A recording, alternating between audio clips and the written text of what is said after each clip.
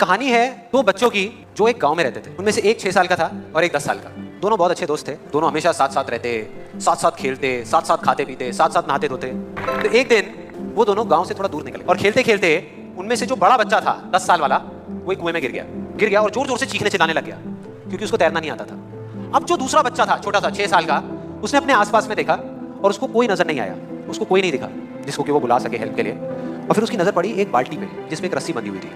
उसने एक सेकंड भी वेस्ट नहीं किया, उस बाल्टी को उठा करके कुएं में फेंक दिया और अपने दोस्त को बोला कि पकड़ ले इसको। उसके दोस्त ने पकड़ा और वो अपनी पूरी ताकत लगा करके पागलों की तरह उसको खींचने लगा, खींचता रहा और तब तक नहीं रुका जब तक उसने अपने दोस्त को बचा नहीं लिया। लेकिन हुआ क्या कि जैसे ही ये दो बच्चे वो जब गांव गए और जा करके उन्होंने अपने घर वालों को बताया, बाकी गांव वालों को बताया, तो किसी ने विश्वास नहीं किया, पूरे गांव वालों ने। और वो अपनी जगह बिल्कुल ठीक थे क्योंकि उस बच्चे में इतनी ताकत भी नहीं थी कि वो एक बाल्टी पानी से भरी हुई वो उठा सके। लेकिन एक आदमी था उस गांव में, उसने विश्वास कर लिया।